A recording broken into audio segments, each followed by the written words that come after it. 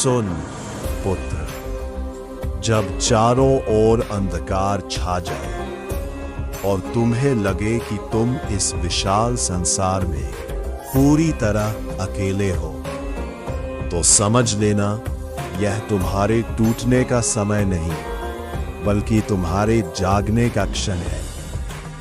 भीड़ में चलना आसान होता है क्योंकि भीड़ तुम्हें सहारा देती है, परंतु भीड़ कभी इतिहास नहीं रचती। इतिहास केवल वही लिखता है जिसने अकेले चलने का साहस दिखाया हो। जब लोग तुम्हारी सच्चाई पर संदेह करें, जब अपने ही तुमसे मुंह मोड़ ले, तो क्रोधित मत होना। याद रखो, सोने को अपनी शुद्धता सिद्ध करने के लिए अग्नि से गुजरना ही पड़ता है। यह जो अकेलापन तुम्हें आज चुभ रहा है, यह कोई अभिशाप नहीं है।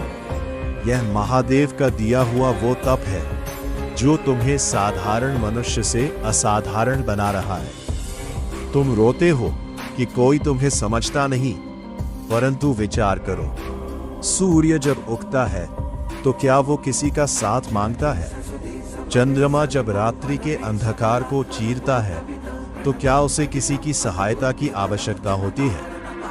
जब सृष्टिकर्ता स्वयं तुम्हें अकेला चला रहा है, तो तुम संसार से सहारा क्यों मांगते हो?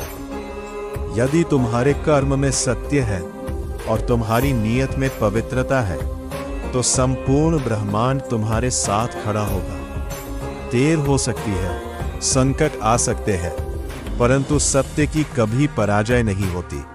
उठो पुत्र, अपने भीतर के भय को भस्म कर दो। जब तक तुम्हारे सिर पर महादेव का हाथ है, संसार की कोई शक्ति तुम्हें मार्ग से डिगा नहीं सकती।